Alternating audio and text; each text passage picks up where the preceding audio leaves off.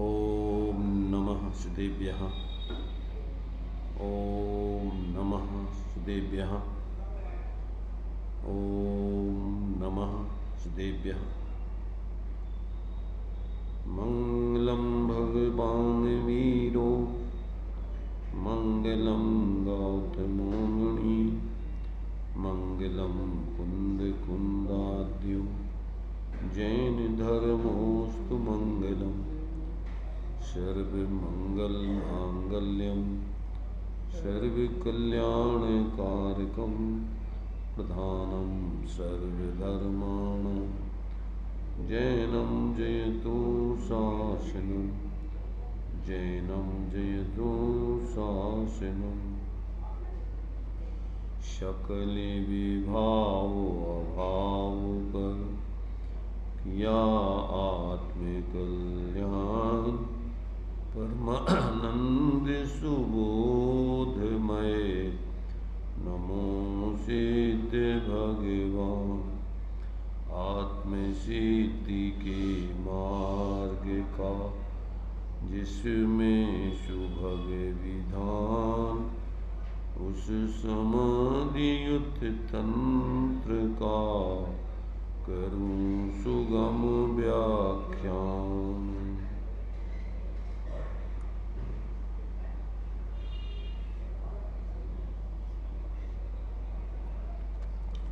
44 number का छंद अपना चल रहा है।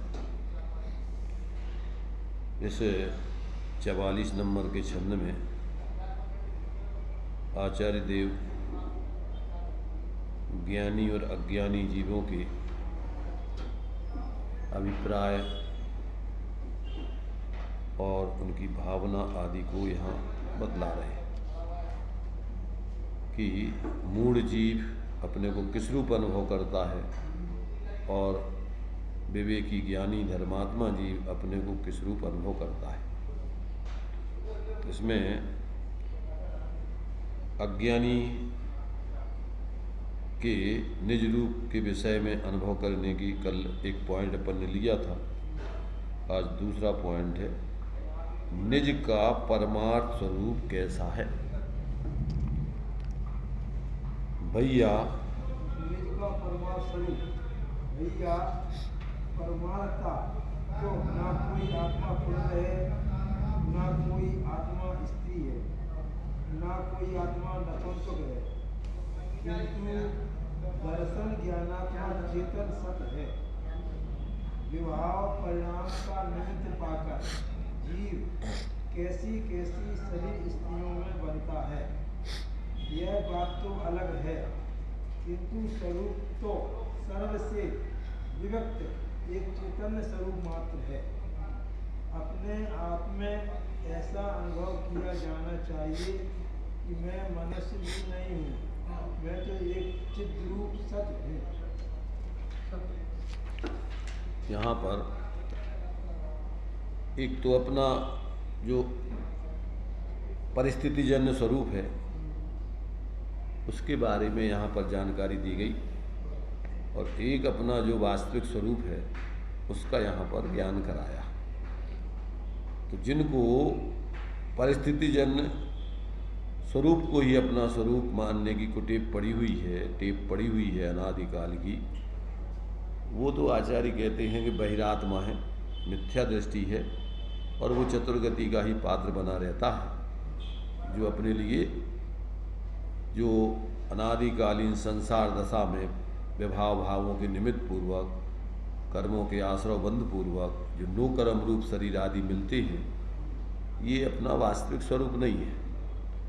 न तो कर्म के उदयजन्य विकारी भाव आत्मा का मूल स्वरूप है, न कर्मों का आश्रव बंध आत्मा का मूल स्वरूप है, न मिलने वाले शरीर आदि नो कर्म आत्मा का स्वरूप है। आत्मा का मूल स्वरूप तो ज्ञानात्मक है, चैतन्यात्मक है, ऐसा आचार्य देव यहाँ पर स्पष्ट कर रहे हैं। जब तक जीव को अपना वह ज्ञान लक्षण से लक्षित ऐसा चैतन्य अमूर्तिक सत्य को जब तक अपना स्वरूप नहीं जानता, मानता, अनुभवता है और मात्र ये बाहर की परिस्थिति जन्य जो आत्मा की जो सांसारिक दशा है उस दशा और उस संयोग आदि में ही अपनापन करता है, तो वो जीव जो है वास्तव में कहते हैं मूढ़ है, मिथ्या दृष्टि है, अज्ञानी है, बहिरात्मा है, और वो निरंतर ऐसे इन भावों में जीता हुआ दुखी रहता है और चतुर्गति का ही पात्र बना रहता है। तो यहाँ जो है अपने उस परमार्थ स्वरूप को जानकर मानकर उसकी आराधना करने की प्रेरणा दी है कि जो अपने लिए प्राप्त शरीर आदि हैं और जो कर्म के उदय से होने वाले विकारी भाव आदि हैं, वो अपना स्वरूप नहीं है, उससे भिन्न ज्ञानात्मक अपना उस स्वरूप को जानना चाहिए, मानना चाहिए, अनुभव करने चाहिए, और उसी से अपना हित है। इसके अलावा और आत्मा का हित किसी में नहीं है। ये बात यहाँ इन 2 पॉइंटों में बतलाई है। अब अज्ञानी और ज्ञानी के अनुभवन में अंतर।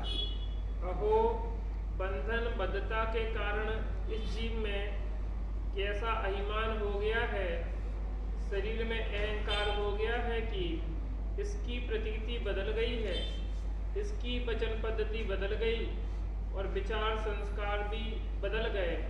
महाभाग जिसका होनहार उत्तम है, वह आत्मा देह में रहता हुआ भी अपने में देह रूप का अनुभव नहीं करता है। हाँ, ये यहाँ पर मन इस परिस्थितियों में ही जो उलझा है, उसी बंधनबद्धता को ही अपना स्वरूप मान करके जी रहा है। कहते बड़ी इसकी विडम्बना है, ऐसे जीव की होनहार अच्छी नहीं है। पर धन्य है वे जीव जिन्होंने अपने ज्ञान में इस सारी परिस्थितियों से पृथक ज्ञान स्वरूप आत्मा का अपना अनुभव करके इस देह से पृथक और ऐसे चैतन्य आत्मा का अपने का अनुभव करते हैं। वे जीव ही वास्तव में आगे भगवान बनने वाले हैं, भाग्यवान हैं, और बाकी तो चतुर्गति के ही पात्र मूढ़ जीव दुखी रहते हैं। यहाँ बाहर में संयोग कितने हैं, शरीर कैसा है, इसकी कोई महत्ता नहीं है। तो ऐसा जो है यहाँ पर ज्ञानी अज्ञानी के अनुभवन का अंतर का दिग्दर्शन कराया। अब लिंगात्मक अनुभवन में इस आत्मा का कल्याण कभी होता नहीं, हुआ नहीं, होने की व्यवस्था नहीं। ये बात यहाँ पर ले रहे हैं। लिंगात्मक अनुभव में अकल्याण, कोई स्त्री अपने आप को मैं स्त्री हूँ ऐसा अनुभव रखे तो वह संसार से पार नहीं हो सकता।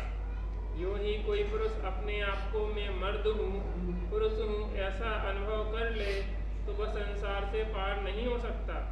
जब यह देह भी मैं नहीं हूँ तो देह में होने वाले चिन्हों से अपने आप को पुरुष अथवा स्त्री रूप समझना यह समीचीनता से परे है।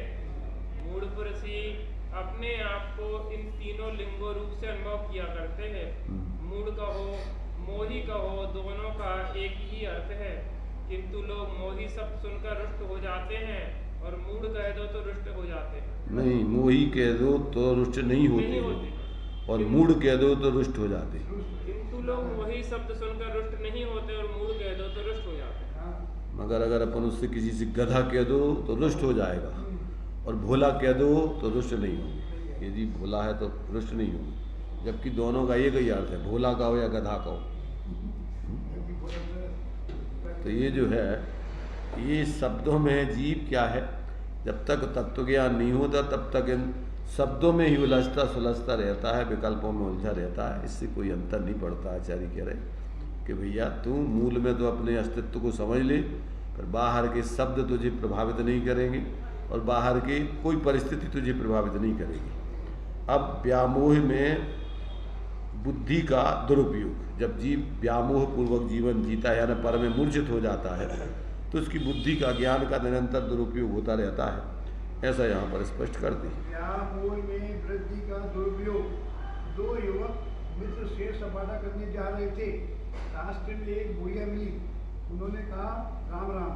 बुढ़िया ने कहा खुश रहो। वे दोनों आगे बढ़ गए। रास्ते में उन दोनों में परस्पर में विवाद हो गया। एक युवक बोला कि बुढ़िया ने तो मुझे आशीर्वाद दिया, और दूसरे युवक बोला कि नहीं, मुझे आशीर्वाद दिया। दोनों में झगड़ा हुआ। तय हुआ कि अपन वापस चलें और बुढ़िया से पूछें कि तुमने किसे आशीर्वाद दिया। पूछा बुढ़िया, माँ तुमने हम दोनों में से किसे आशीर्वाद दिया। बुढ़िया बोली कि तुम दोनों में से जो अधिक मूर्ख होगा उसे आशीर्वाद दिया। इस पर भी दोनों में लड़ गए। यह कहने लगे, कहते हुए कि हम ज़्यादा मूर्ख हैं। समझदार के लगे।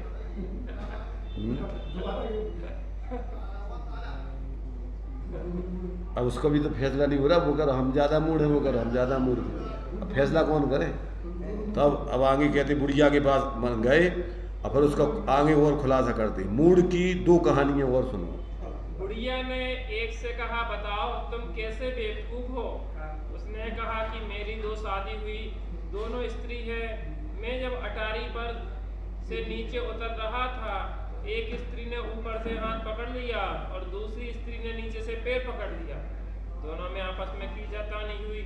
ऊपर की स्त्री कहे कि ऊपर आओ, और नीचे की स्त्री कहे नीचे आओ। इस तरह तनी में मेरे यह बाला पैर टूट गया। अब देखो कि मैं लंगड़ा हो गया। अब बुढ़िया ने दूसरे से कहा, अच्छा बताओ तुम कैसे मूड हो? दूसरा बोला कि मेरे भी 2 स्त्रियां हैं, मैं पलंग पर पड़ा था। एक स्त्री ने मेरे बाएं हाथ पर सिर रखे सो रही थी, दूसरी स्त्री दाएं हाथ पर सिर रखे सो रही थी। रात का समय था, सरसों के तेल का दिया जल रहा था। एक चूहा आया, उसने जलती हुई तेल की बाती को अपने दांतों में पकड़कर गिरा दिया। वह बाती हमारी आंखों पर आ गिरी। मैंने उस बाती को उठाया नहीं। मैंने सोचा कि यदि इस हाथ से उठाता हूँ तो इस स्त्री को कष्ट होगा, और यदि इस हाथ से उठाता हूँ तो इस स्त्री को कष्ट होगा। तो मेरी एक आंख चली गई, मैं कितना मूर्ख हूँ। सो देखो मेरी एक आंख चली गई, मैं कितना मूर्ख हूँ। बुढ़िया बोली कि ठीक है बेटा, मैंने तुम दोनों को आशीर्वाद दिया। जब तुम भाई 2 ही मूर्ख हो तो 2 को आशीर्वाद दो हमने पूरा। अब जो है भाई हमने जो है भाई हमने जो ज़्यादा जो मूर्ख है उसके लिए आशीर्वाद दिया, तो फिर मूर्खता पे लड़ने लगे कि हम ज़्यादा मूर्ख हो गए, हम ज़्यादा मूर्ख। और उसने पूछी कि भैया तुम बताओ कैसे मूर्ख हो? तो उन्हें अपनी मूर्खता को दृष्टांत सुना, उन्हें अपनी मूर्खता को कहने लगे हमने अब 2 को आशीर्वाद दो, तुम 2 मूर्ख हो बिल्कुल। तो मतलब ये अपन को बता ये रहे हैं कि व्यामोह में बुद्धि का दुरुपयोग होता है। जब व्यक्ति पर में मूर्छित होता है तो उसका ज्ञान का भी वो सदुपयोग नहीं करता, ऐसे पागलपन के विचार चलते रहते उसके अंदर, विक्षिप्तता के। अब आगे कहते हैं कि अहंता और ममता का प्रकोप, जिसमें पर में अहंता है और ममता है, अब उनकी क्या दशा होती है उसका खुलासा। भैया मूल कहो या मोही कहो, दोनों में कुछ अंतर नहीं है। मोह करने वाले का नाम ही मूल है और उसी का नाम मोही है। यह मूल पुरुष अपने आप को पुरुष रूप में, स्त्री रूप में अथवा नपुंसक रूप में अनुभव किया करता है। इतना ही नहीं बल्कि इसके ही दो माध्यम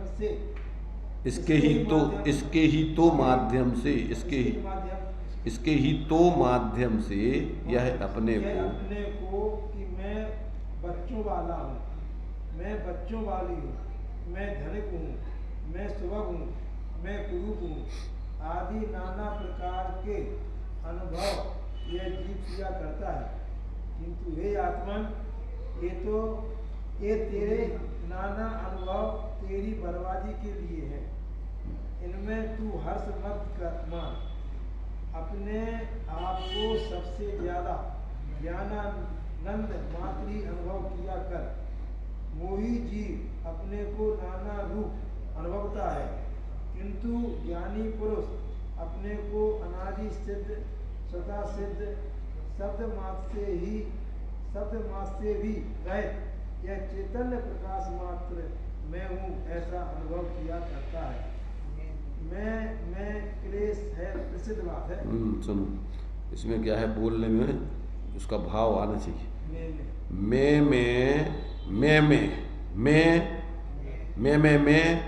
क्लेश है, प्रसिद्ध बात है। जो मैं ना कहती है पिंजड़े में पाली जाती है, जो मैं करता है वह अपना गला कटाता है। अर्थात ये जो दिख रहा है रूप, ये मैं नहीं हूँ, ये मैं नहीं हूँ, ये मैं नहीं हूँ, तो वो पिंजरों में पाली जाती है मैना। मैना जो है, तोता मैना की कहानी सुनी ना, मैना जो है उसको लोग अच्छा मानते हैं, मैना घरों में पालते हैं उसको, और पाल करके उसका पोषण करते हैं, शुभ माना जाता है। हाँ, और जो मैं करता है बकरा, उसको भी पालते हैं लोग, पर काय के लिए पालते हैं? ईद के दिन के लिए। तो जो अब यहाँ पर देखो दो तरीके से मैना और मैं का रूप समझना है। एक तो जो मैं करता है, मतलब अपना अहंकार अपने आप को विशेष बताना चाहता है, तो वो व्यक्ति दुर्दशा का पात्र होता है, अहंकारी व्यक्ति की दुर्गति होती है। और एक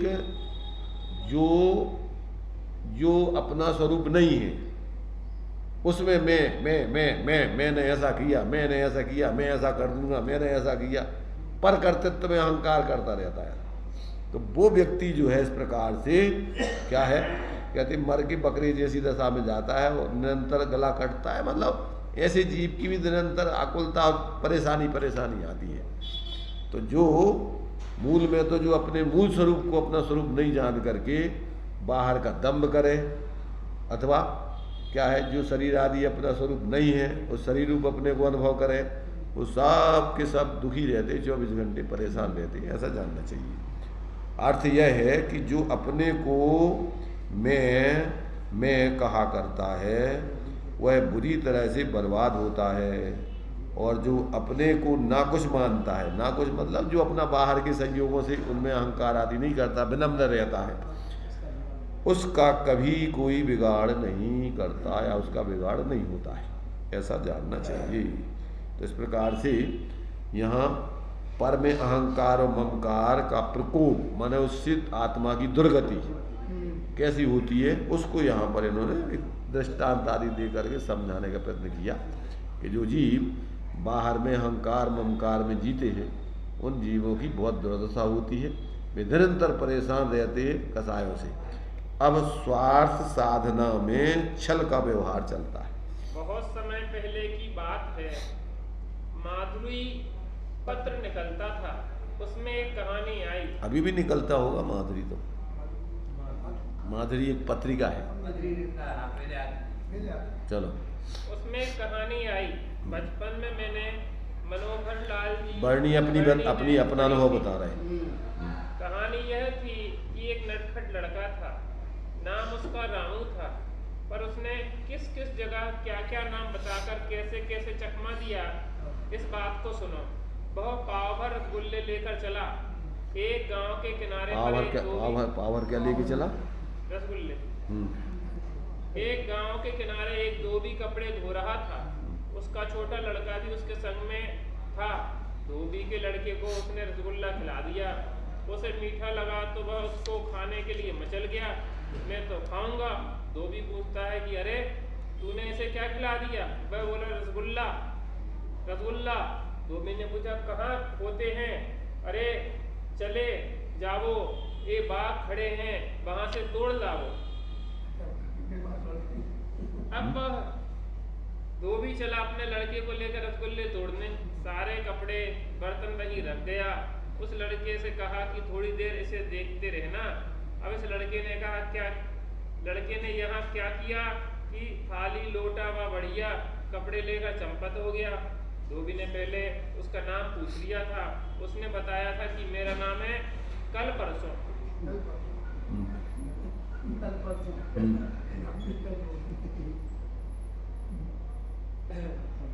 अब धोबी को कहीं रसगुल्ले न दिखे तो वह हैरान होकर गुस्से में वापस आया तो देखा कि अच्छे कपड़े थाली लोटा गायब है। तो वह चिल्लाने लगा, दौड़ो भाइयों, मेरे कपड़े कल परसों ले गया। लोग आए और कहा कि अरे कल परसों कपड़े कोई ले गया तो आज क्यों रोते हो?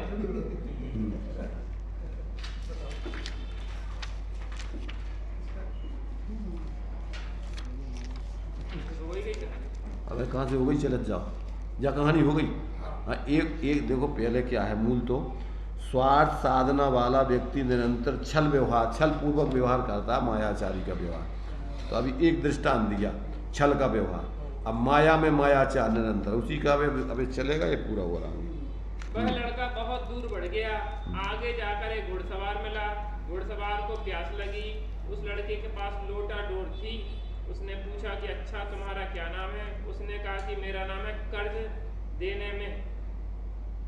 उस लड़के को घोड़ा पकड़ाकर कुएं का पानी पीने लोटा और डोर उसको लेकर, तुम जल्दी जल्दी पढ़ोगे ना, अर्थ निकलेगा ना अर्थ होगा, कुछ नहीं समझेगा। वह लड़का, फिर से पढ़ते रहे, माया में मायाचार, वह लड़का बहुत दूर बढ़ गया।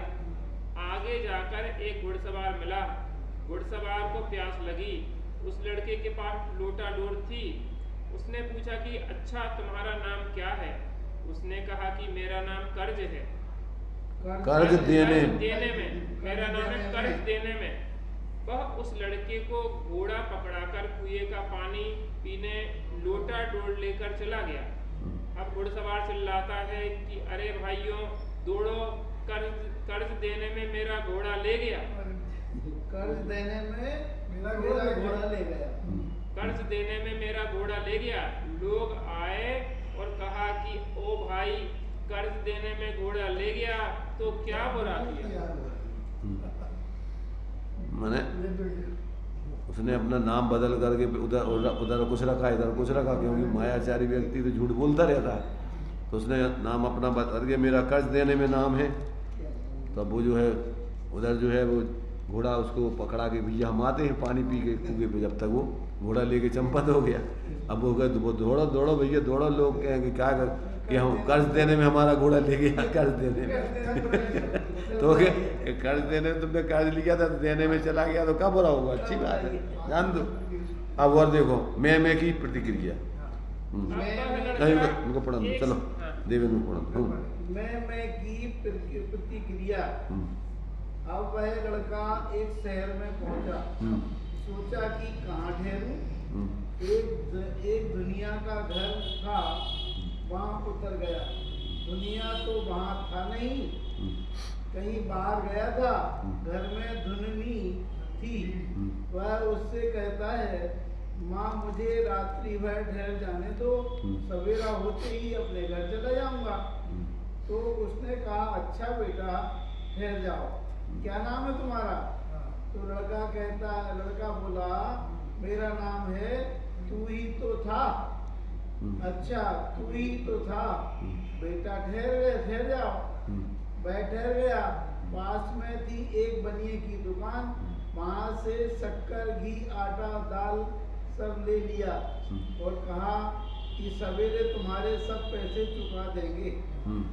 वह बढ़िया कपड़े पहने था, तो उसे उस लड़के की बात पर विश्वास हो गया।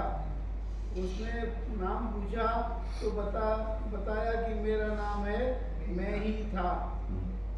उसने रोटी बनाई और जहाँ रुई रखी थी वहाँ पर धोबन डाल दिया। अब वह तो रात्रि व्यतीत होते ही सुबह चला गया।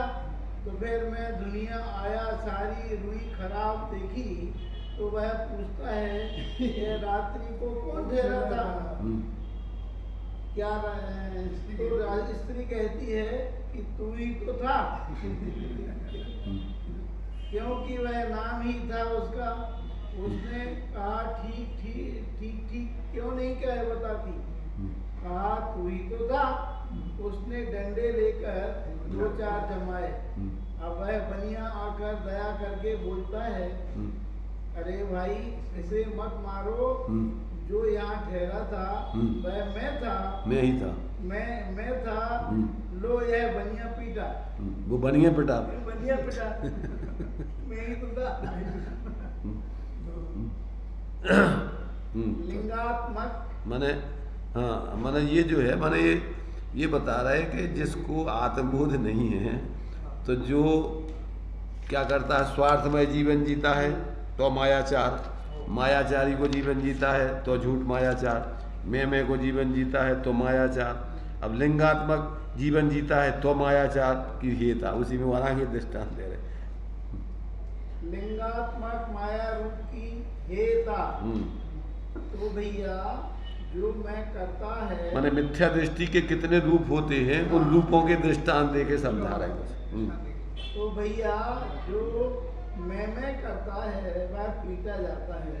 अच्छा घर गृहस्थी और समाज में भी देखो क्या दुख है यदि यह जान जाए कि मैं तो सबसे अपरिचित चैतन्य तत्व हूँ, तो किसी बात का झगड़ा भी नहीं है।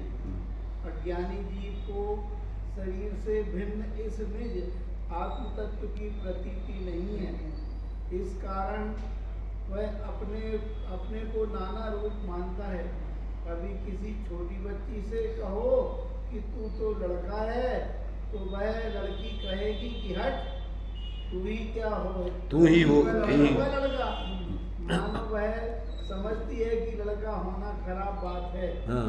लड़के को कहो कि तू तो लड़की है, तो वह कहेगा कि हट, तू ही होगी लड़की।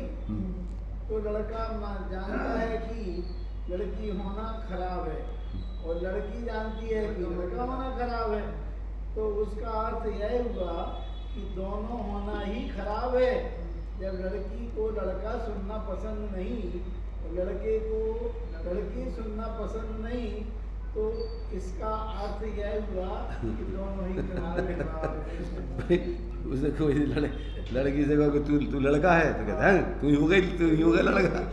लड़की से कहो, लड़के से कहो कि तू लड़की है, तो क्या है तू ही होगी लड़की, मैं लड़की। मतलब इसका मतलब ये है कि दोनों लड़का लड़की अच्छे नहीं माने जाते। तो ये लिंगात्मक व्यवहार अच्छा नहीं है, सिद्ध ये कर रहा है कोई भी। मनुष्य मन तो ये कि जो है देखो क्या है, संसार की दशा बड़ी विचित्र है। अभी एक यथार्थ वो देख रहे थे, सुना था इसमें हमने, एक लड़की ने 13 लड़कों को बेवकूफ़ बनाया, 13 लड़कों को धोखा दे करके और उनको लूटा, उनका ब्लेम लगा करके बलात्कार के झूठे ब्लेम, अनेक नाम बदल करके ऐसे उसने। अब इसके बाद उसकी पोल जब माने खुली अभी, तो न्यायाधीश ने कि इसके लिए जैसे एक पुरुष बलात्कार के कार्य करता है तो उसको सजा दी जाती है, तो इस लड़की को भी उसी पुरुषों जैसी सजा दी जाए। इसने जो है इतने लड़कों के लिए बेवकूफ़ बना करके उनके साथ में ऐसी माने इस प्रकार की उनकी घर बर्बाद हो गए उन लड़कों की।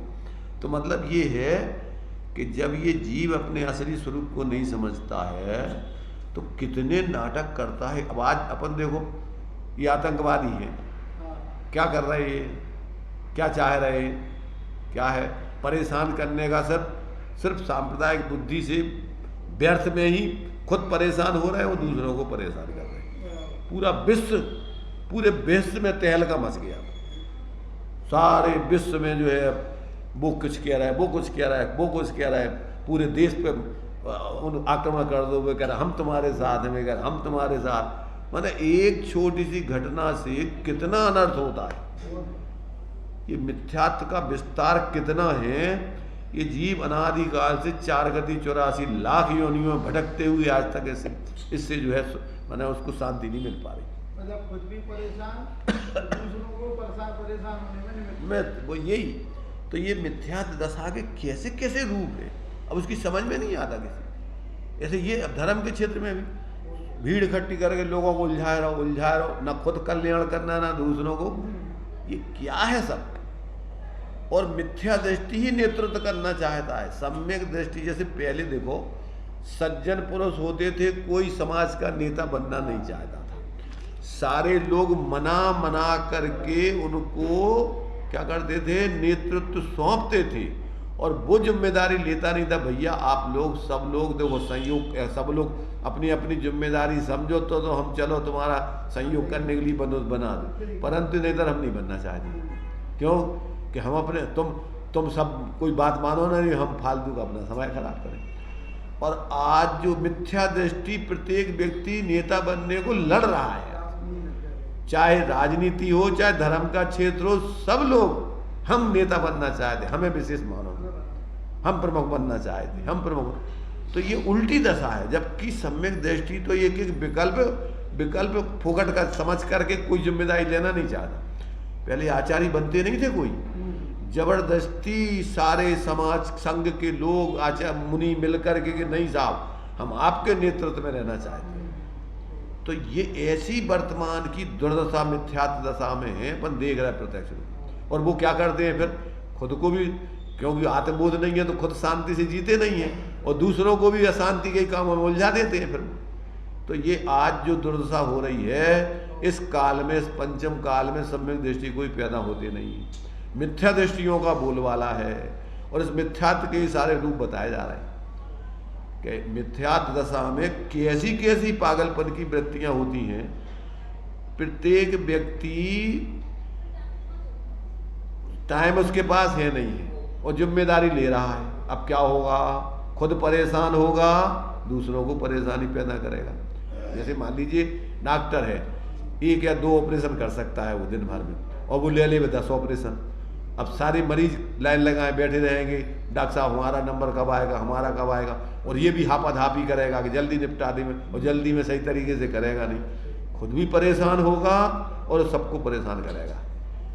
और मिथ्या और सम्यक दृष्टि जीव तो कि भैया बिल्कुल खुद भी निर्विकल्प रहना चाहता है, निश्चल रहना चाहता है, और अन्य जीवों को भी ईमानदारी से निश्चल रहें ऐसा विश्वास उनको सम्यक प्रकार से बताकर, और उनको भी व्यर्थ में परेशानी पैदा नहीं करता है। तो ये यहाँ पर कह रहे हैं कि इस मिथ्यात्व का, अज्ञान का ये कितना विस्तार है। ये जीव ना तो खुद शांति से जीता है, ना दूसरों को शांति जीने में कारण बनता है। तो ये यहाँ पर ऐसे मिथ्या दृष्टि के अहंकार ममकार, लिंगों में अहमपना ममपना और स्वार्थमय परता का जीवन, ये सारे के सारे रूप बता करके, और ये एक मिथ्या दृष्टि के कैसे कैसी परेशानियां दूसरों को पैदा करता है और खुद परेशान होता है। अब मनुष्य में मान की टीम, एक एक पर्याय में कौन कौन सी कसायों की मुख्यता है। तो इस मनुष्य पर्याय में दम्भ, मान कसाय, अपने को विशेष, हर व्यक्ति अपने को विशेष बताने के चक्कर में रहता है, चाहे वो पैसे वाला हो, चाहे वो बुद्धि वाला हो, चाहे वो रूप वाला हो, चाहे वो पद वाला हो, वो जितने भी रूप बाहर से अपने आप को विशेष समझता है, वो अपने को सबसे श्रेष्ठ बताना चाहता है। तो ये जो है, और कुछ नहीं है तो वो नंगा है तो वो कहता है कि हम नंगे हैं, सबको रोड पर खड़ा कर देंगे, तुम क्या समझते हो, हमसे मत लज जाना। तो उसको अपने नंगेपने का ही अहंकार है। तो मतलब मिथ्या दृष्टि को कैसे कैसे, माने इसमें अपने को विशेष, माने या तो व्यक्ति अच्छे कार्यों में प्रसिद्ध होता है या बुरे कामों में, तो अच्छे में नहीं प्रसिद्ध हो पाता तो बुरे में प्रसिद्ध होने के लिए प्रयत्न करता है। ये समस्या है मान का सागी। देखिए मनुष्य में मान की ही टीम, मनुष्य में अपने को मानो कि मैं सबसे विवेक, एक यथार्थ ज्ञानात्मक तत्व हूँ। ये सब स्वप्न का सा बड़ा विकट झमेला है। यह स्वप्न का सा बड़ा विकट झमेला है, किंतु कोई गम नहीं खाता। इसी को सार मानकर इसी में आसक्त हुआ जा रहा है। मनुष्य गति में मान कसाय की प्रबलता है, तो मानो अपने सिद्धांत की बात मनुष्य जन रख रहे हैं कि कई सिद्धांत ना गलत हो जाए।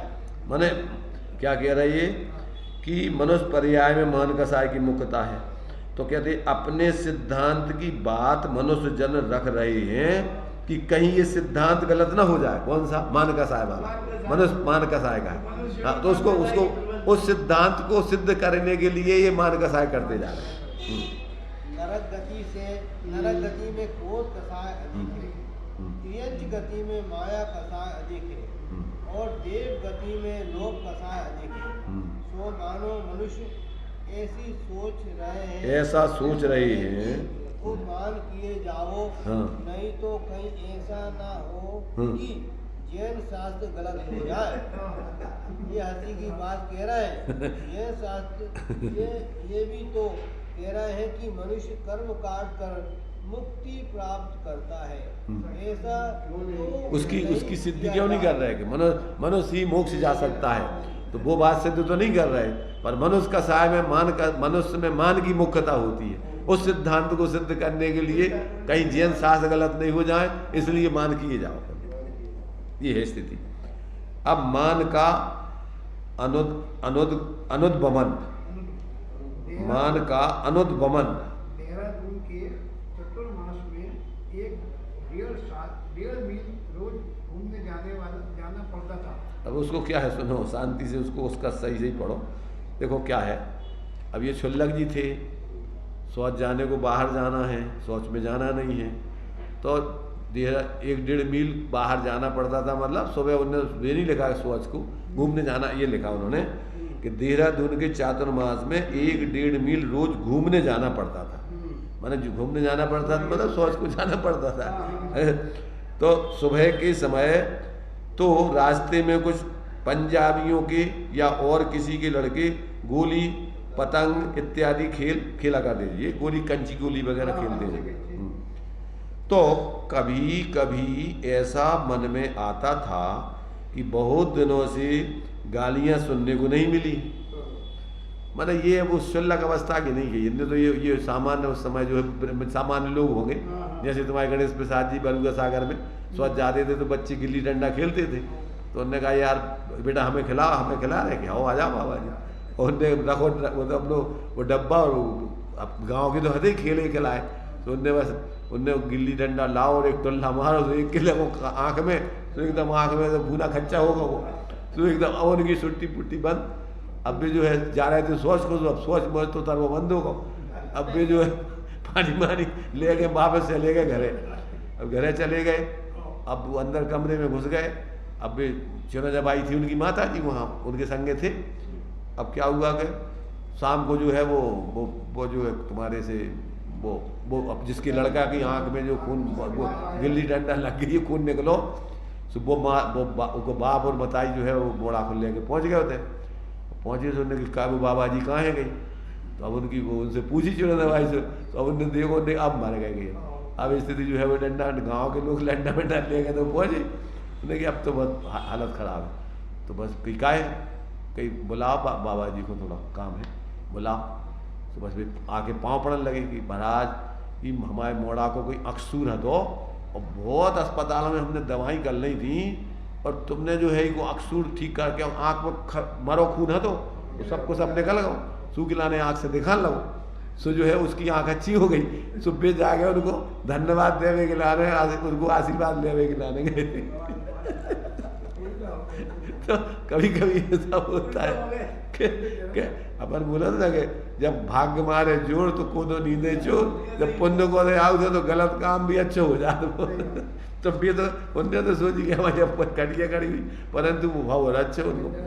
तो हाँ, तो कहने का मतलब ये है कि ये जो है उस समय जैसे बे खेल हुए बच्चों में लग गए, तो ऐसे इनने कहा कही कि बहुत दिनों से गालियाँ सुनने को नहीं मिली हैं।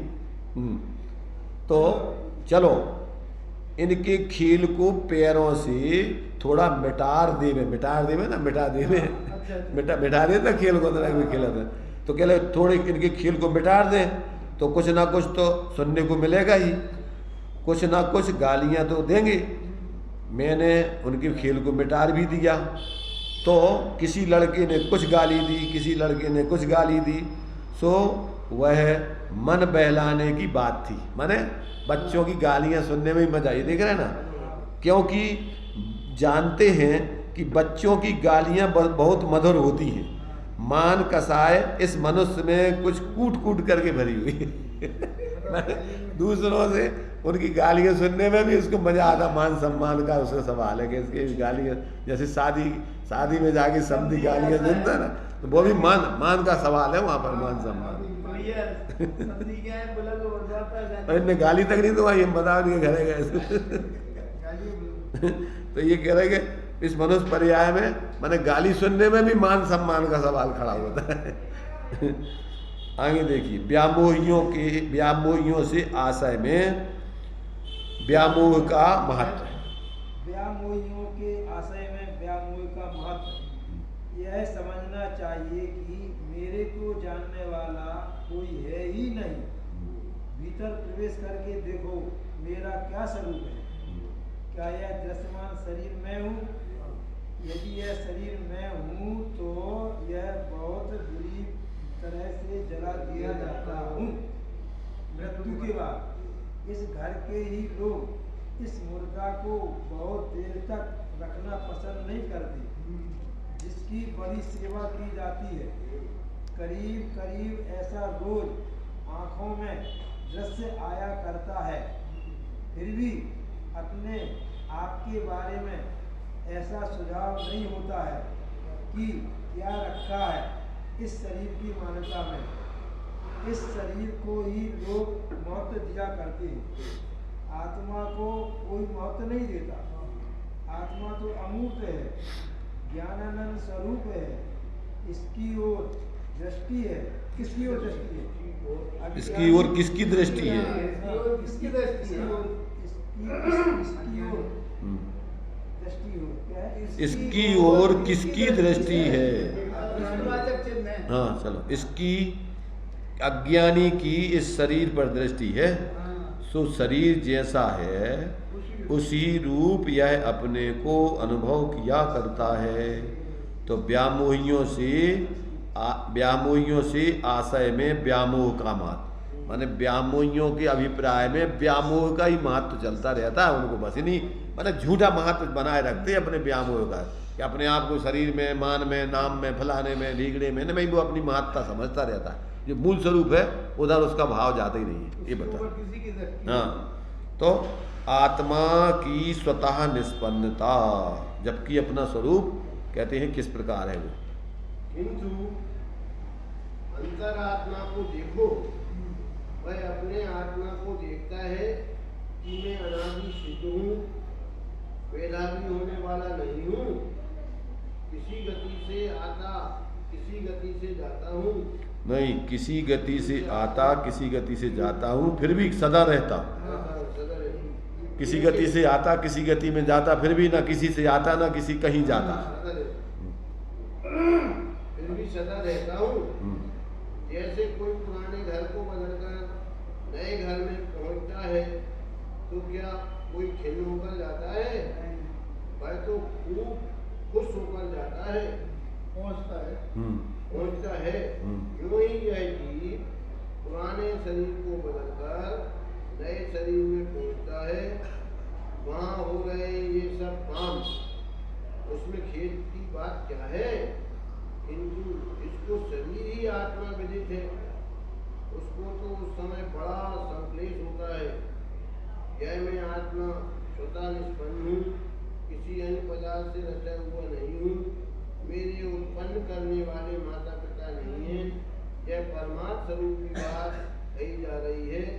यह अज है, यह अज है। अजन्मा आ नहीं है जिसका जन्म, तो कहते अनादि निधन कहो, अजन्मा कहो, अमरणशील कहो, अमृत कहो।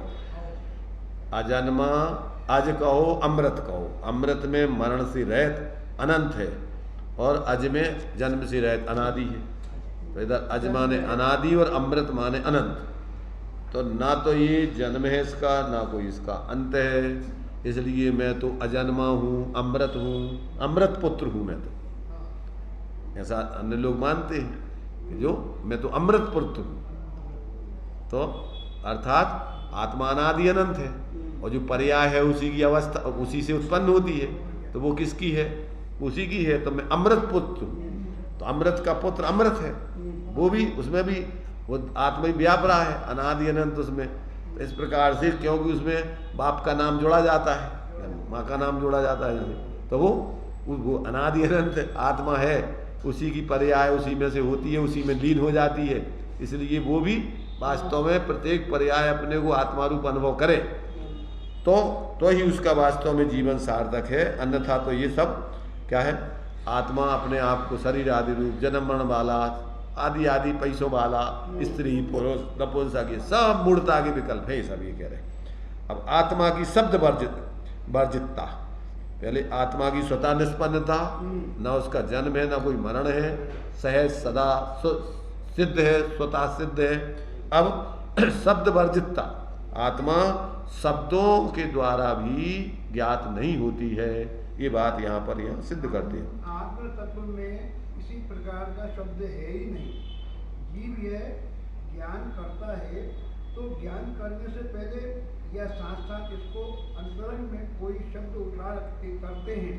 अच्छा, हम आपसे पूछें कि यह क्या चीज़ है, इसको जान, तो आप जान तो ले, पर अंतरंग में घी, घा और घी, देखो, घा सुनो और सुनो घी, सुनो ऐसे सुनो शब्द हैं। सुनो क्या है कि आत्मा की शब्द वर्जितता सिद्ध करने के लिए यहाँ दृष्टांत दिया जा रहा है। जैसे आप जान तो लें पर अंतरंग में घा औड़ी जैसे ऐसे शब्द ना बनाओ और जान जाओ, यानी हाथ में कोई घड़ी पहने हैं तो ऐसे 2 अक्षरों से घड़ी का नाम न लो और उस घड़ी को देख लो, तो कहते तुम्हारे लाने बिना शब्द के वो घड़ी का ज्ञान हो जाएगा, ये बता रहे हैं।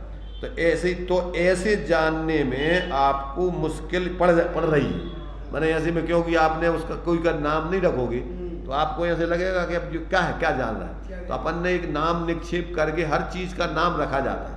देखो कोई वस्तु का अपने आप में कोई नाम नहीं है। इस लोक में प्रत्येक पदार्थ उत्पाद व ध्रुवयुक्तम सत सद्र लक्ष्य सबका अपना अपना अस्तित्व है, पर उसका किसी का कोई नाम नहीं है। नाम क्या है? ये नाम तो निक्षेप है। निक्षेप किसे कहते हैं?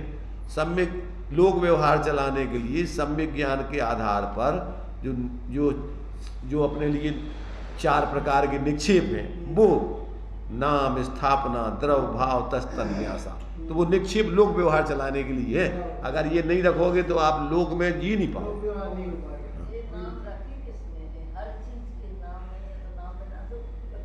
सब रखे जाते हैं यहाँ। वैज्ञानिक लोग भी पक्षियों के, चिड़ियों के, वस्तुओं के सबके नामकरण किए जाते हैं। अथवा अपन लोग में जैसे मान लो, चलो सुनो, बच्चा होता है, कौन ने रखो नाम को?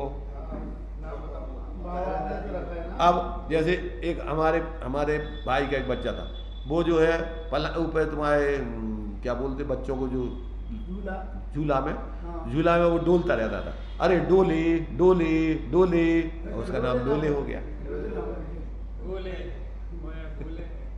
तो कुछ भी बोलने लगते। तो अपन मतलब ये लोक में अब वो उसको डोले डोले, वो काय से अब वो बैठो बैठो डोलते ही रहता, हलता ही रहता, उनको नाम डोले रखना।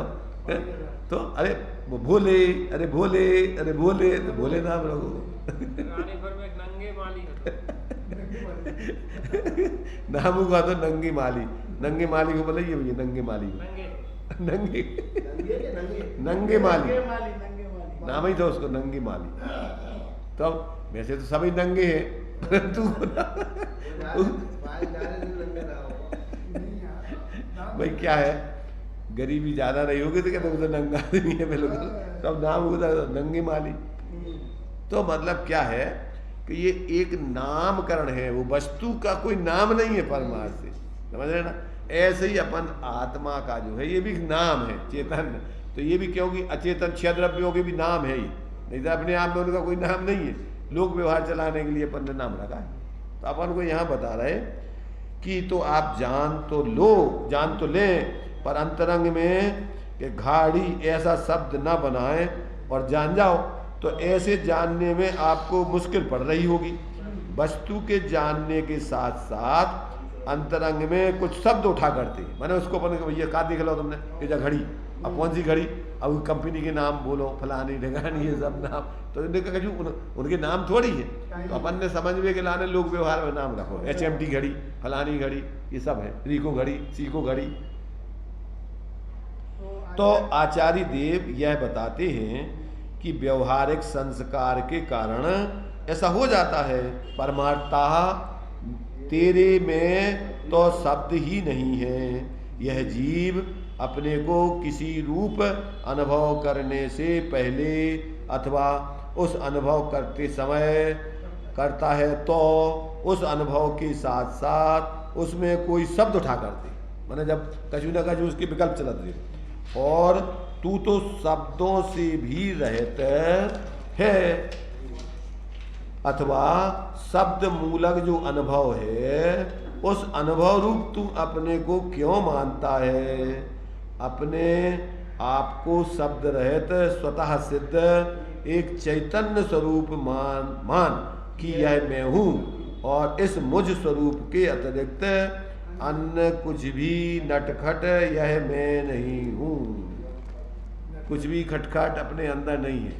एक शून्य अपने लिए, इसलिए क्या है, मैं पर एक अपने अंदर जो है अशून्य नय, 47 नयों में एक है अशून्य नय, एक शून्य नय।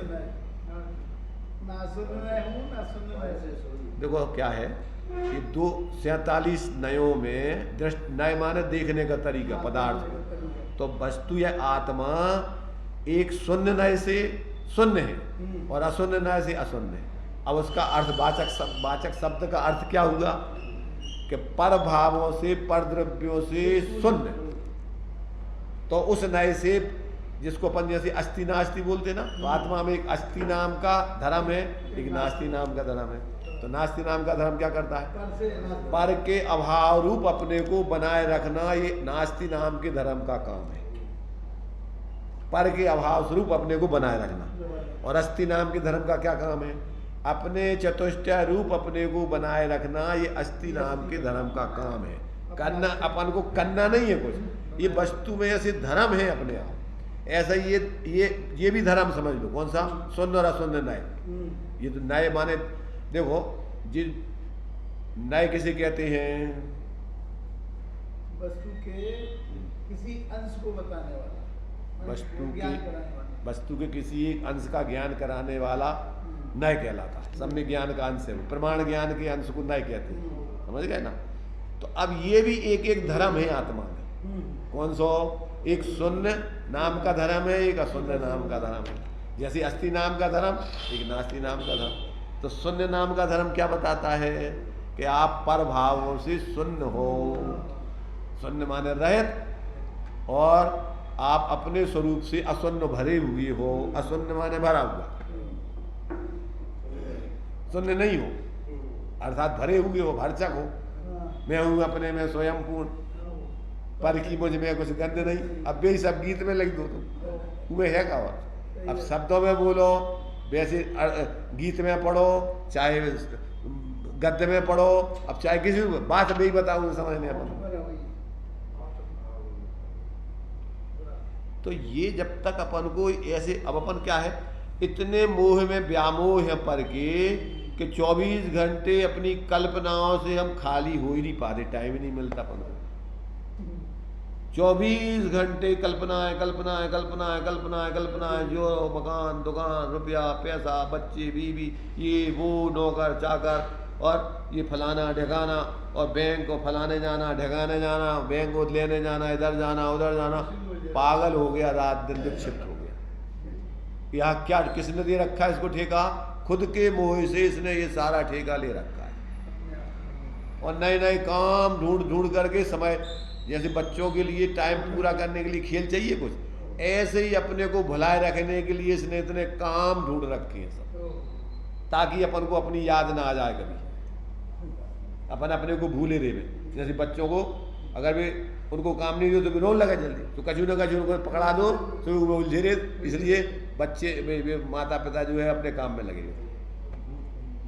ऐसा ये क्या कर रहा है, इसने अपने को भूले रखने के लिए सारे काम, चाहे धर्म के नाम पे काम ढूंढ रखे हो, चाहे लौकिकता के नाम पे काम ढूंढ रखे है। तो ये निष्काम और रात दिन काम चाहिए, जल्दी करो जल्दी करो जल्दी करो जल्दी करो, का करो,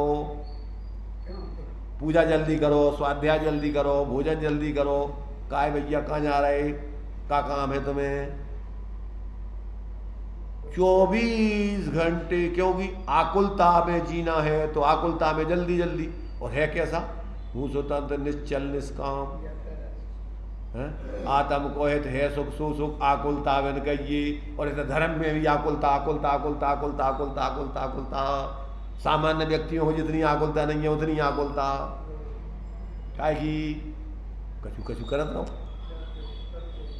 ऐसी खोटी आदत जीव को पड़ी है मोह में कि वो शांति से एक क्षण भी बैठ नहीं सकता है। एक क्षण भी अगर वो विकल्प रहित हो जाए तो मिथ्या मल को धो देवे। एक क्षण भर निज रस को पी चेतन मिथ्या मल को धो देता है। कासायक भाव विनष्ट करे निज आनंद अमृत पीता है। अनुपम सुख विलसित होता केवल रवि जगमग करता है।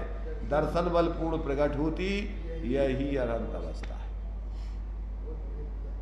रेडीमेड पूजा लिख लाई, स्तुति लिख लाई, पढ़ लाई, सुन लाई, जो भी ज्ञानियों ने लिखी है बोल रही, हो गई अपनों काम, और फिर काम काम काम काम काम काम, एक के बाद दूसरा काम नहीं हुए तो ऐसा लगता अब क्या करें, लोग उपयोग में उसके लाने बिल्कुल ऐसे जैसे वो, तुमने नहीं देखा, हमने देखा है हमारे यहाँ जो है, जहाँ हमारा क्या होता था, गल्ला लगता था, गल्ला खलिहान बनाए जाते हैं, खेतों में से फसल ला करके और बाढ़ करके उसमें इकट्ठा करके दाएं होती थी। अब आजकल तो सीधे खेतों में से घर में उधर ही खेतों में ही बोरा भर के आ जाते। पहले बहुत उड़ावनी करते थे, हवा चलती थी, सिर पे धरे बैठे रहते, हवा चल गई, वो हवा नहीं बदल गई, हवा इस तरफ की तरफ हो गई, उस तरफ की, कितने नाटक होते थे। तो हमारा जिस खलिहान था वहाँ पर एक ठाकुर बब्बा का एक चबूतरा था, उसी हमारे खलिहान के बगल में एक खलिहान था, उसमें था वो, और वहाँ पर गर्मियों में बलि चढ़ाने के लिए उन ठाकुर बब्बा की ये मनोती बना रखी थी कि यहाँ बलि चढ़ाओ तो अपनी काम पूरी होती रहती। तो वहाँ पर बकरे और ये मेढ़े, ये तुम्हारे थे शुगर के बच्चे, इनको ला के लोग काटते रहते थे। तो बलि चढ़ाते हैं जब, तो है मालूम क्या करते हैं, उनकी गर्दन काट करके और पहले तो एक पूंछ काट करके उनको उधर गाड़ देते उनके वहाँ, और फिर क्या करते हैं, उनकी गर्दन काट करके नीचे जो है वो कोपरा रख लेते हैं, खून भलभलाता रहता है जब काटते हैं तो, और ले जा करके जैसे ही उनने गर्दन काटी और बर्तन में रख करके और सामने उनके ठाकुर बब्बा के सामने उसको रखा, और वो जो प्रसाद अठवाई बना के लाते हैं, मिठाई, और वो जो है वो क्या करते हैं, जब तक वो अभी प्राण नहीं निकलते उसके, तो वो मुँह 2-4 बार यूँ करता रहता है, यूँ उसके मुँह जो है खुलता है बंद करता है, जब तक प्राण नहीं निकलते, एकदम जल्दी काट करके रख देते हैं वहाँ। हाँ, तो वे प्रदेश पूरे के पूरे अभी जब तक वो निकल के अलग नहीं, तो वो ऐसे 2-3-4 बार उसका मुँह यूँ होता है। तो उसमें क्या करते हैं, वो अठवाई डाल के, देखो ये खाने के लिए मांग रहा, उसमें वो चढ़ा देते हैं, ये पूजा बब्बा को अपन ने दे दिया, और बस थोड़ी देर बाद, तो मतलब ये यों कहने का मतलब ये कि मोह में व्यक्ति के संकल्प विकल्प शांति से 1 मिनट भी नहीं रुकता, ऐसी दुर्दशा होती जीवों की। बलि वाले लोग क्या दुर्दशा है उनकी, धर्म के नाम पर बेचारे उनको हाथ पैर बांध करके, मुंह बांध करके चीखते चिल्लाते रहते हैं, वो काटते जाते हैं। ऐसी दुर्दशा जहाँ तुमने शरीर में एकत्व कर्तृत्व करके और जितना पाप किया है उसके परिणाम स्वरूप ये दुर्दशा होती है। जितना शरीर में एकत्व करके अपन ने पाप किया होगा, उस पाप के परिणाम में दूसरों को सताया होगा। अपन ने शरीर में आसक्ति करके दूसरों के प्राण पीड़ित किए, उनको देखो, एक मारना होता है अपन ने शरीर से, मूल में तो मरता तो है नहीं आत्मा, प्राण पीड़ित ही होते ना। तो अगर अपन ने अपने स्वार्थवश दूसरों के प्राण पीड़ित के सताया होगा, तड़पाया होगा, ऐसी दशा ये आपके शरीर की निमित्त से आपको ऐसा तड़पाया जाता है। मिथ्या दृष्टियों की दशा है। अभी जो पढ़ा ना, मैं करके जो है दम्भ करके, मेरी बात तुमने नहीं मानी, मैं ऐसा कर दूंगा, मैं ऐसा कर। अब ये देश की लड़ाई हो रही, क्या है, अब मैं तुम्हारे लिए जमीन में खोद करके रख दूंगा, क्या समझ रखा है तुम्हें, तुम्हारा बिल्कुल नेत नाबुस्त कर दूंगा। क्या है, अरे भाई इस काल में पाप कर्म करके आए हैं लोग, सब हैं, सबके कोई ऐसे शादी से पुण्य के उदय है नहीं। सारे जीव भी उसके संग रात दिन आर्तरोध ध्यान कर रहे हैं। मारोगे तो 1-8 बार मरेगा, मन ना होता, नहीं होगा तो कुछ भी नहीं कर पाओगे। पर भावों में कितनी बार मार डालोगे, कितने लोगों को मार डालोगे, कितनी हिंसा करोगे, और फल काय का मिलता है। अरे बाहर में तो कितनी बार करता होगा, बहुत कम ही बार, पर भावों में तो 24 घंटे जीवार्थ ध्यान करता रहता। मिथ्या प्रसाद मन से का उपयोग ऐसे होते, मन से का और काय से हो, शरीर से होत का पाप, वचन से होत पाप, काय से होत पाप, पाप तो भावों से होते है, मन ही से होता, आत्मा अपने विकालों विचारों मोह से ही होते, और तो पाप होते नहीं है। शरीर पे तो आरोप आउट है, वो बाहर के बंदूकें और पिस्तौलों पे तो आरोप आउट, कभी उनसे हो रही हिंसा तो तुम्हारे मूल भावात्मक है, और द्रव्य को नाश होते नहीं है। भावात्मक रूप में तुम कितने संकलित हो रहे, कितनी कसाय कर रहे हैं, मूल तो हिंसा वही है। पुरुषार सिद्धि उपाय में हिंसा की परिभाषा का बताई, अपराधुर्भावा खलु रागादि नाम भवत अहिंसा तेषाम एवोत्पत्ति हिंसा इति जनागम से संक्षेपा। अहिंसा और हिंसा को स्वरूप कितनों राग द्वेष निर्वृत्ति हिंसादि निर्वर्तना कृता नहीं क्या अपराध और भाव खलु रागादि नाम भवत अहिंसा। आत्मा में राग द्वेष मोह आदि भावों की उत्पत्ति नहीं होने देना ही अहिंसा है। और तेसा में उत्पत्ति उन राग द्वेष मोह आदि भावों की उत्पत्ति आत्मा में हो जाना ही हिंसा है। इति जनागम संक्षेपा, ये जनागम का सार है द्वादश हिंसा का। तो भाव मूल तो भाव ही में है। द्रव्य का तो ना तो पुद्गल को नाश हो, ना जीव को नाश हो, ना किसी का नाश हो। भावों में तुम्हारी जितनी तीव्रता से कसाएं हो रही वही हिंसा है। तो अपन जितना, ये नहीं है कि तुम दूसरे को मार रहे वही हिंसा है, तुम दूसरे को कितना संकलेशित कर रहे, कितनी कसाय पैदा कराने में निमित्त बन रहे, कितनी अंदर तुम कसाय कर रहे, हिंसा हो रही 24 घंटा। अब तुम बाहर में काय को बीज धारण करे हो, कितने लोगों को तुम उलझाए हो, कितने लोगों के प्रति दुर्भाव कर रहे हैं। अब देखो 24 घंटे, अब ये कभी होश नहीं है जीव को, तत्व को ज्ञान नहीं है। बाहर में समझ रहे हो कि हम घुस के मारे यहाँ हैं होते तो हिंसा हो जाए। अरे तेरे अंदर तू कितने बार घुस गया भी, कितने बार मार चुका है, और बाहर में तो पाप का उदय होगा तो तुम किसी का बाल बांका ही नहीं कर पाओ, कुछ भी नहीं कर पाओ, क्या कर लेना। पर अंदर में तो 24 घंटे तुम्हारे परिणामों से तुम कर ही रहे हिंसा, रात दिन पाप ही पाप। और निमित्त एक एक व्यक्ति निमित्त बन रहा, पूरा विश्व आज जो है ये सारे हिंसा के आयतन है पूरे 24 घंटे तुम्हारे पास। ये तुम जो मोबाइल लिए हो, ये तुम्हारे वे जो हथियार है परमाणु बम, उनसे खतरनाक बम है ये, उनसे कुछ नहीं होता है। इसमें जो तुम्हारे लिए निमित्त बना करके आर्त ध्यान, अरे बहुत बढ़िया, उसने ऐसा बोल दिया, उनने कि मोदी ने ऐसा बोल दिया, उसने ऐसा बोल दिया, उसने ऐसा तहस नहस करने की बात कही है उनने। आज तुम्हारे अंदर क्या कर रहे तुम, उतने तो का होने, वो तो प्रकृति की व्यवस्था अलग है, भगवान के ज्ञान में है का होने। पर तुम्हारे अंदर तो 24 घंटे जो उबल रहा है परिणामों का, जो तुम्हारे अंदर बेगर अब पानी की जगह खून की नदियाँ पहुँचेंगी, खून बहेगा, खून के समुद्र बहेंगे। अब होनहार खोटी है जीवों की, इसलिए निमित्त भी ऐसे ही मिल रहे हैं। आर्त ध्यान करके संकलेशित होकर के दुर्गति के कारण बन रहे हैं। होना जाना तो जो कछु है तो हो ही रहा हो, कछु दम नहीं। इसलिए यहाँ कह रहे भैया कि जब तक आपको अपने उस अमूर्तिक तत्व का बोध नहीं है, तब तक आप क्या कर रहे हो, निरंतर इन संकल्प विकल्पों में। तो ये ना शब्दों से अर्थ का जब तक बोध नहीं होगा, अपन जो पढ़ रहे थे ना कि शून्य नय अशून्य नय, अस्तित्व नास्तित्व, ये धर्म है वस्तु में।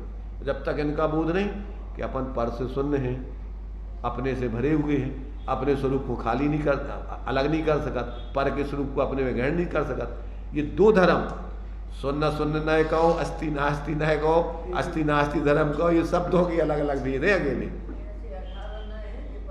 आओ विरुद्ध परस्पर, ऐसी 47 शक्तियां हैं वे, तो सब देखने के तरीके हैं। शक्तियां वो भी धर्म है, ये भी धर्म है क्या में शक्तियां कहो, गुण कहो, आत्मा के इस प्रकार से उनके अंदर रहने वाले माने विशेषताएं कहो। अब उनके नाम कितने बता, पर उसको अपन को भाव भाषा होगा क्या क्या वो चाह रहे हैं। देखिए आगे थोड़ा सा रह गया, टाइम तो वैसे हो गया तुम्हारा, छोड़ो चलो बाद में देख लें, 2 पॉइंट रह गए अभी। चलिए पानी देने का बंद कर दो। अब उसे बंद करने में कम से कम 2 साल लग जाएंगे, जब अभी से लोगों को पानी बंद कर चलो अपने पहले तो भाव काय हो कर रहे हैं ऐसे भाई, तुम आओ प्रकृति को पानी, अनेक जीवों के लिए कहाँ मरने के लाने आर्थ ध्यान कर रहे हैं, तुम काय हो कर रहे हैं, तनक सी बातों पे कितने कितने भाव आपस में बिगाड़ रहे हैं, क्या मिल रहा उसे। चलिए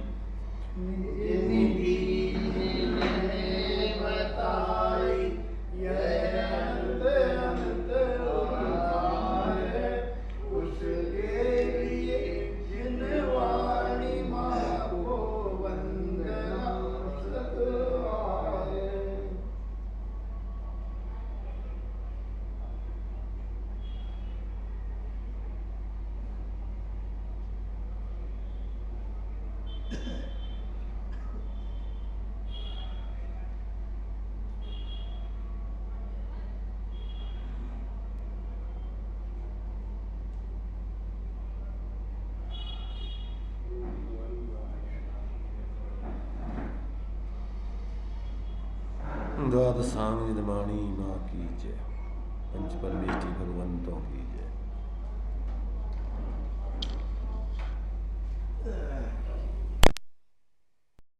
मुझे हजारों करोड़